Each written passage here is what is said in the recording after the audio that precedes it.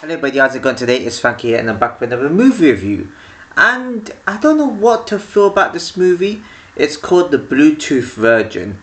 Now when I looked and heard about the title, I was just like, is it going to be some sort of adult type comedy? It didn't turn out that way, and I've got to say the dialogue is good, but then there's not enough humour. Now I probably will miss parts of this movie out, like parts of dialogue and stuff out, because I want to be quick and summarise it. But I'm going to start off. It starts off with these two writers called Sam and David. And Sam tells David about this script that he's writing. It's called The Bluetooth Virgin. And it's about this woman character that morphs into like a man, and she has to solve a murder, and the characters didn't fit well. And Sam, was just saying he'll give it a read. He goes into his house. It cuts to him up in the door to someone called Louis. And Louis tells him, look, you just gotta lie. Help the person out and make them feel good about themselves, instead of just like being honest and causing a bit of issues, and gives them a bit of advice saying you feel a bit confused, blah blah blah. And so, he does. And David, Sam and David goes golfing together. He tells him the character is unique, and I don't know, I don't think he read much of the story because he didn't realise some parts in it like Sam was telling him about. And so he wasn't happy with that. Then they go into like back into where they go, coffee house again or something like that. And they talk, and David said he could use a little bit more work. I just don't get it with the characters. And Sam was saying, how can you not get it? The characters, like, what do you mean? It's what everybody does. All my friends on our speaker friends agree with me. And David was saying it's just a little bit of criticism, that's a little bit of work it needs. I don't get why this person would have to morph and blah, but it's about healing. And then David said, well, it would probably have to be about healing. I guess he could come after redemption, because it's like a murder type story. It's basic, this is the basics. And David said, F you, Sam. He said, F me, I'm trying to help you out here with this story. You give me a bit of criticism, and say these are about what, that's all. There's people that might not get it, like I don't get it. It's a bit confusing, especially that one song, blah blah. And then he just leaves. And then it cuts off to, Sam's house with his wife Rebecca. And Rebecca's telling him, look, you're a people pleaser. You just got to be honest. I find the story confusing. And then she compares him to like this Gregory, whoever he is. And then saying that, this Sam, Sam criticizes everybody. And it ruined their marriage, because he said to her that he loves her for her success, and he loves how proud she is of him, and how she loves his work and stuff like that. But it turns out she doesn't actually care about it. She thought she married a man that was, actual man that's more honest that way, loving who she is. I would be annoyed at him too, because look at him. He can't, oh my god, he kind of reminds me right early in my life when I hated criticisms. I know how he feels. When I think something's good and somebody criticizes me on it, it's like, oh god, I'm going to have to do something, I'm going to have to start this whole thing again, or whatever it is. I would be the same too, I really would be. So, in this position, he just wants to be noticed. So, I can understand that, and her saying all these things to him, he said, you're peer please, you're this, you're that, and you don't like when people have got you about something, you want things make you feel, but you got this big ego. And yeah, I think I've probably she was on the verge of divorcing him. And then it cuts to like David going to his therapist. Dr. Christopher, whoever it is. That's the name, therapist right there. There was interesting dialogue in this one too. She did say to him that, well, I think, when you talk about these stories, you kind of want to show off something to be proud of, and you'll be like a celebrity, not probably those Hollywood ones maybe. And they gotta say, no, I don't think someone like that at all. It's deep, the dialogue. I don't know how far I can go into it. It's a short movie. It's an hour and 20 minutes long. It's a short movie with a lot of good dialogue. It's a shame that he would go with it. And yeah, they just keep continuing talking. And he described how, with his friend Sam, saying that he doesn't like, he's been a complete a-hole towards whether he got famous and stuff like that. It was previous show. Excuse me, I burped a bit there. And then the therapist said, well, you see, that's the thing, friends are optional. If you think he's going to behave like that, just leave him, leave him alone. Don't associate with him anymore, something like those words. And family is not optional. Family you're born into, so that's not optional. Friends are optional, and that's deep. Relationships you could say optional too, because you don't have to choose to get in a relationship with somebody, but you choose to marry the person. You see what I'm saying? It's all deep. And I don't want to be too much into dialogue. Nothing. I don't want to happen that scene. Apart from like before they ended that scene, she said no, because the guy was talking about being busy. You know, his friend Sam is always busy, but she said, well, certain people are too busy for you. There's no one's over the top busy and not talking to people. That is 100% spot on. We've all been through that. We've all had situations where people say I'm busy, but then are they busy, or are they too busy for that particular person, or are they too busy for you? It's very deep how that goes. And then I think you kind of agreed with that one too. It cuts off to like Sam being at this what is it? Oh, is it consultant's house? Is actor consultant or whatever, scriptwriter consultant? Goes in, it's all the silence. And this is where the deep part is into it. I don't know how much of the dialogue I remember. You're gonna have to watch the movie because it's very deep. It sort of nearly gets me in the heart though, what they were saying. And then he goes through the story with her. She then tells Sam to morph, to do the morphing that the main character does. So she tells him to become different animals. And then she asks him, how do you feel? He then says, well, I felt alive. I felt like it was incredible. I got that out of me. And then she was saying, okay. And then she goes on deep about the stories relating to him. Like, she's morphing because she doesn't want to be seen. She doesn't want to be heard. She's scared. She's frightened to do with trauma. And that's deep. And she was related back to him, saying he's afraid to be seen. He doesn't want to be seen. He's scared to be seen. And so went back to trauma. And his face was just like mesmerized by it. And he wants to get away from that. And morphing away from to hide from that and being all fake. And she can even tell when he's lying as well. And he wants to be like, he wants to show off. He wants people to, be proud of him. He wants people to say what good work is done. Because if people don't tell him that the work isn't good, then he won't feel like he's accomplished anything. He wants to feel like it's said. So the writing is mostly about his insecurities. Because when you're writing something, it's coming from within. And I used to write stories a little bit too, but the difference in me is I used to watch shows I used to love and relate it back to that. And sort of make my own type of version of that. And I used to be doing that. I used to use an app called Wattpad. I still have it. I don't use it as much as I used to, but I did write a few stories on it, and it's very interesting.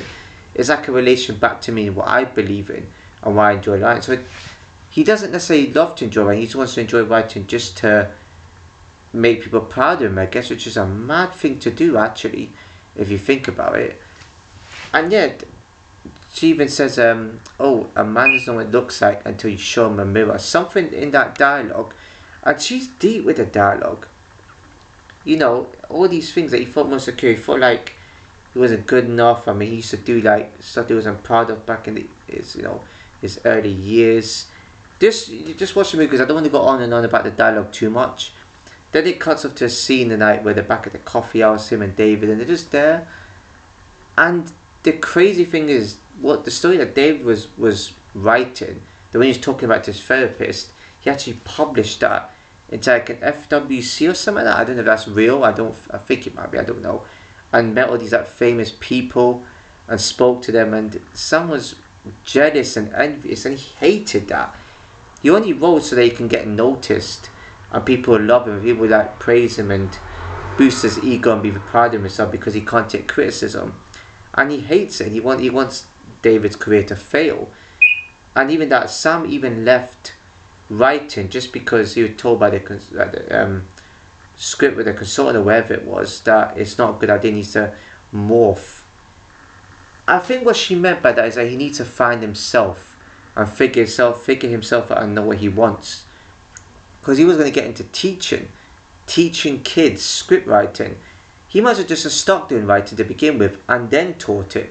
It just goes both ways like that.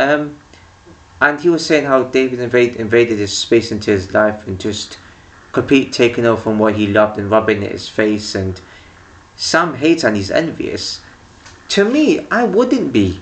I do YouTube videos, I do TikTok videos. If I find that one of my friends got famous from YouTube, I mean, it wouldn't annoy me. I mean, it would probably be like, of all the videos, the amount of videos I made, I'm surprised I didn't get recognition. But to have a friend that's like that, as high up already and jumped in that path, it would give me a bit of help. So really, Sam should take this as like, okay, the script he wrote was terrible. Even though he's more professional, he's done it longer than David has. David just writes magazines. You can actually get help from David's side because David can become more successful in that department. I not to mention Sam had to go at him for like ruining his marriage, which it wasn't his fault. He just made a terrible script that David didn't understand. So it's kind of like in a YouTube comment or TikTok comment or whatever, right? And you make a good post, you make any kind of post, and you see all the good comments and you get to know about one. It's just kind of, you're so used to having good comments that you don't know how to handle the negative comments. And bear in mind, when I get a lot of positive comments, I look at it and I think, oh goodness, because I'm thinking, am I going to get negative comments, right? Because I don't even think my content's that good, but I'm proud of my review channel a lot more than my other channels. It's just, I don't know what it is, because I put my effort into it. God, maybe I need one of those therapists now. It's like therapy for me, talking about this movie. And yeah, it just goes to show though, how crazy things can become, how crazy things can escalate when you're making videos or writing something, and you have negativity. It's like, how do you handle that? Because you're so used to more positivity, but then you find that positivity was all lies, just to not hurt your feelings. That's what exactly Sam's gone through. He doesn't want his feelings to be hurt, so he resorts to just getting fed lies and being used to that. It's a sad way to go. But there was one scene, however, a girl came up at the end and she was just like, what's her name? Not Zoe, right? What's her name? I don't think she said her name. She said, I loved your previous play. I don't know, I forgot what the name was of that play she was talking about. And she just inspired me and it really saved my life. And I was there too, so thank you so much. And she even asked him what his next play is going to write. He said it's a Bluetooth Virgin. So it's about a woman that's, morphs and all this sexual pleasure and stuff like that. And she was like, oh wow, that sounds amazing, you should do it. And it was nice. That gave Sam a lift. That should have given him hope to actually go out there and write again. Just that one positive comment can make a difference to people. It's how when people watch a video on like YouTube or TikTok, and this I always relate to that because I make videos, and people watch that video that actually saves their life from something traumatic. It can happen. That should get that got him in his heart, that I can tell, and he was happy. And yeah, he sounded very snarky and bitter about how David's success, but he can learn from that. That's his friend right there. His friend getting famous as well, and that department could help him. He'll get noticed and seen a lot more. So yeah, I just thought that was beautiful. I mean, I can definitely tell by David's expression that he was happy for him. He's like, see, okay. So he did get recognition afterwards. So that just goes to show, and it sounded genuine from her point of view. It didn't sound like any lies.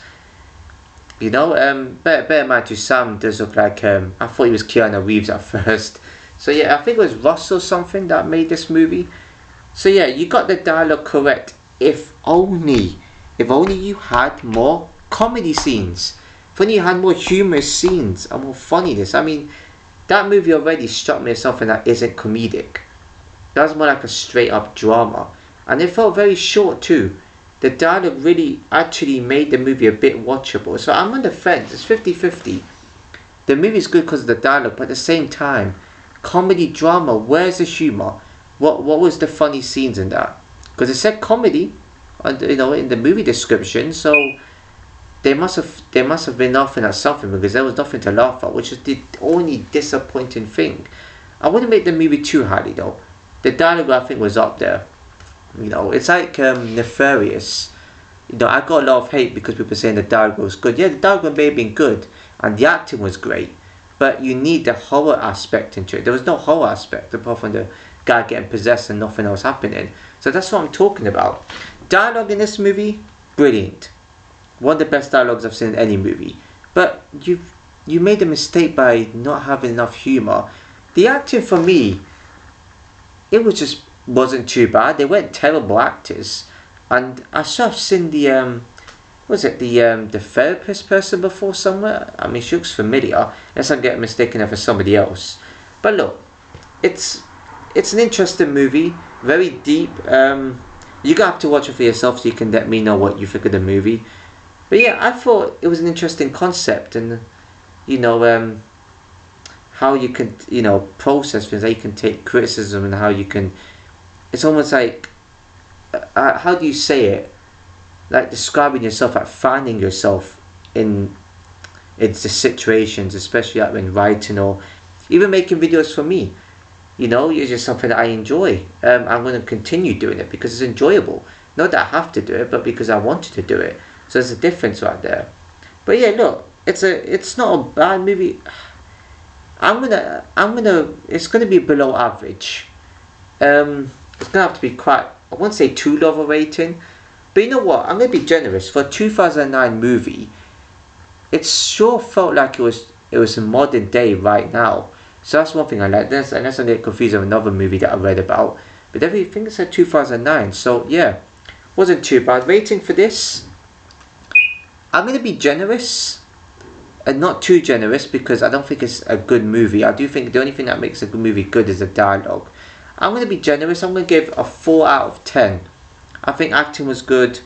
No, well, acting was okay actually. It wasn't too bad. You got the dialogue which was good. Very deep, very detailed. And great context as well. Especially when each character was, you know, each actor and character was explaining each other.